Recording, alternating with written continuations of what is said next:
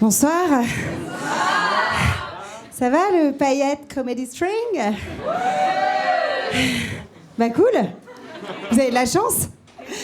Parce que moi j'ai envie de crever. Bah ça se voit, non? J'ai mis des paillettes. Non, c'est pas du tout en rapport avec le thème de la soirée. Hein. Moi, moins ça va, plus je me sape. Moi, plus je suis l'exo, plus c'est calme. Donc là, je vous laisse imaginer mon état. Bon, je vais vous dire un truc qui va vous choquer. Mais je vais le dire quand même. Je suis célibataire. Ouais, je sais. Ouais, je sais, c'est fou. Très bien. On se voit tout à l'heure? Enfin, après tout ce que je vais dire, je sais pas si tu voudras me revoir, mais... On essaye. Bon. Normalement, je dois dire que je suis célibataire. Et qu'à part vous ce soir, donc qui sait peut-être plus, mais...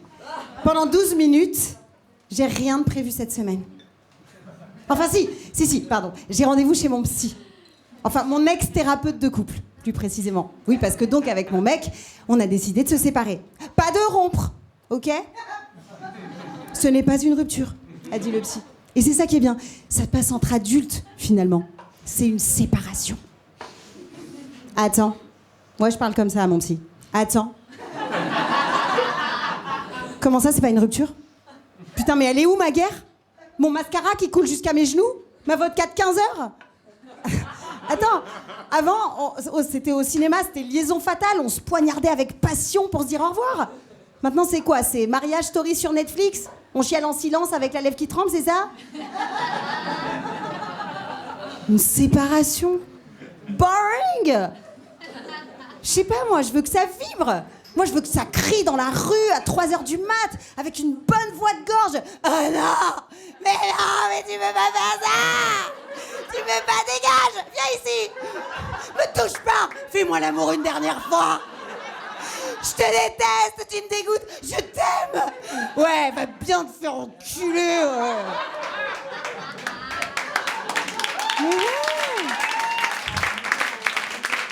Mais oui, tu vois ce moment génial où tu te déchires, où ton surmoi est parti en vacances. Ce moment où, avec un peu de chance, ton futur ex, les yeux injectés de sang, met un coup de pied dans une poubelle. Arrête! Arrête, Melchior, arrête! En plus, c'est la poubelle de plastique, putain!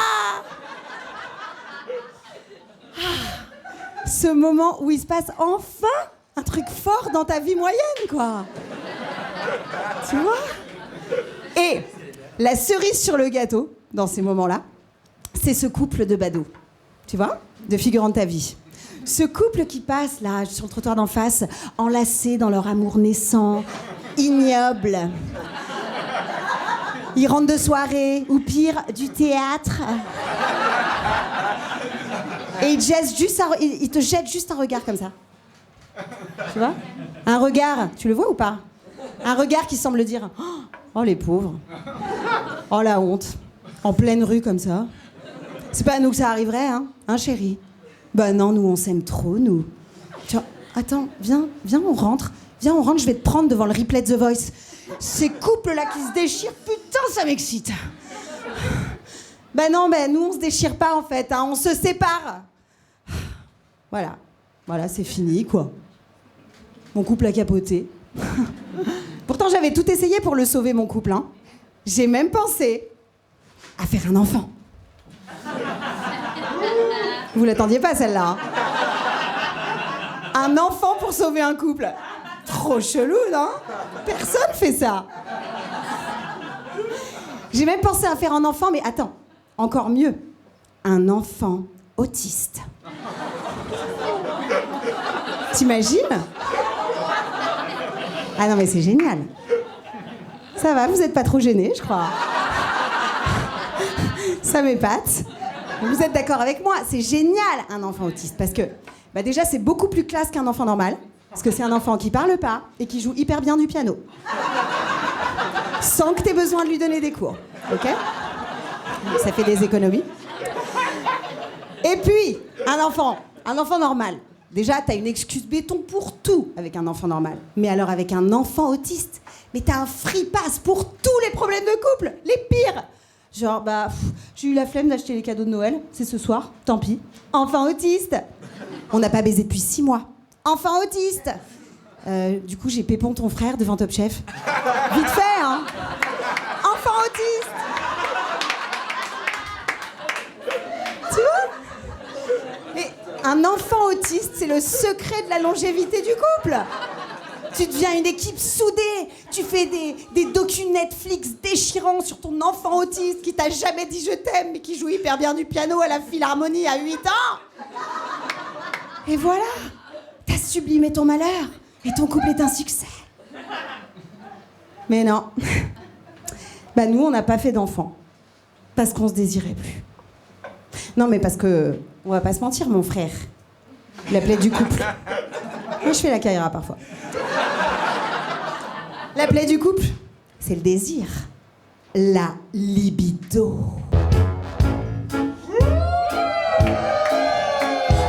Viens bébé, je vais te faire décoller. Je suis ta libido, seule sur ton canapé. Ton Tinder t'a planté, j'arrive pour te torturer. Ta libido, enfin maquée, tu kennes toute la journée. Je serai ta partenaire pour les 2 premières années. Après ça, désolé, faut pas trop en demander à ta libido.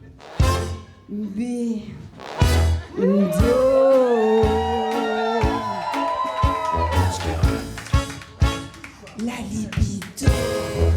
Puni de l'ennui, amour, emménagement. Bye bye, la libido.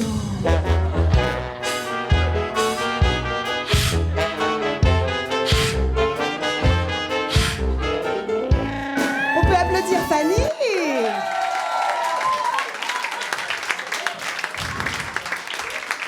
Ouais, moi aussi, je voulais faire mon petit burlesque, il n'y a pas de raison. Voilà, donc la plaie du couple, c'est le désir. On est d'accord, la plaie du couple, c'est qu'à partir du moment où je suis amoureuse, moi, j'entends une petite voix. Une petite voix de la société, là, qui se met à susurrer à mon oreille. Oh, t'es amoureuse ? T'es en couple ? Mais c'est génial. Tu coucheras donc avec cette personne jusqu'à ta mort. Et du coup, moi, j'ai qu'une envie, c'est de sortir dans la rue, emballer n'importe qui. Même le type chelou qui me suit dans la rue à 3h du mat', et qui me fait flipper parce qu'il met entre ses dents, il te dit « Vas-y, je vais te baiser, grosse pute !» Je me suis mise à l'envisager. Ok, je me mets comme ça contre le grillage.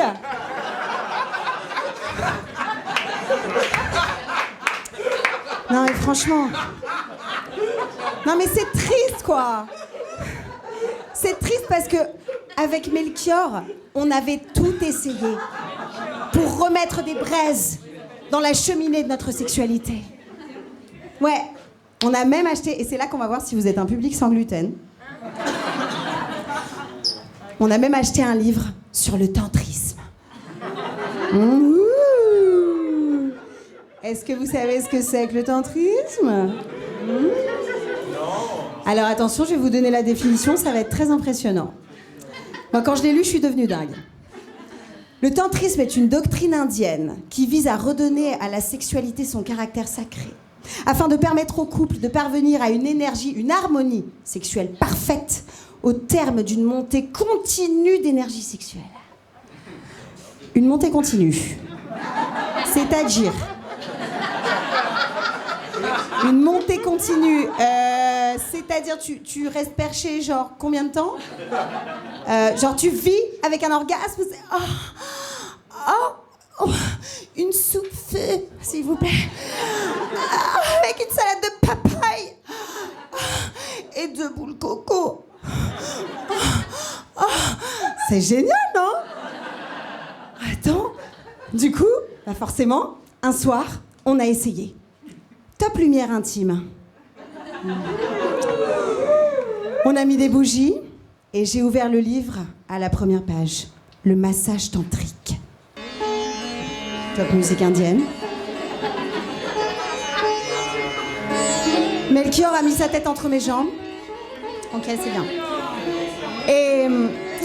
Et je lui ai lu scrupuleusement les instructions du bouquin.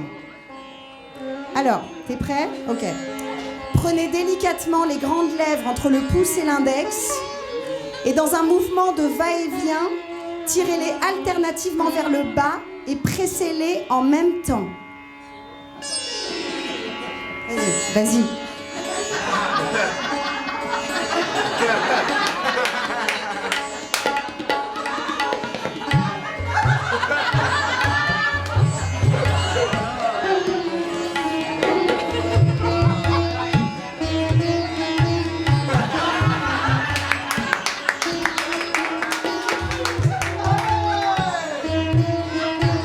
Ça te fait du bien, chérie?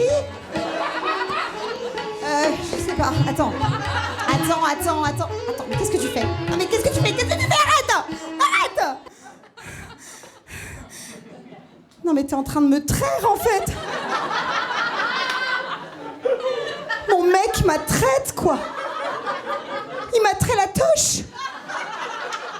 Il m'a trait la toche comme si j'étais une petite brebis du Rajasthan. C'est trop tard. Pas le choix. On se sépare. Bon bah voilà. Bah les 12 minutes sont passées. Bah c'était mon date de la semaine. Ou pas, hein. Et en tout cas ça m'a fait beaucoup de bien. Donc là je vais rentrer regarder le replay de The Voice en espérant croiser un couple qui se déchire dans la rue. Oh, la chance. J'ai besoin de toi comme toi de moi.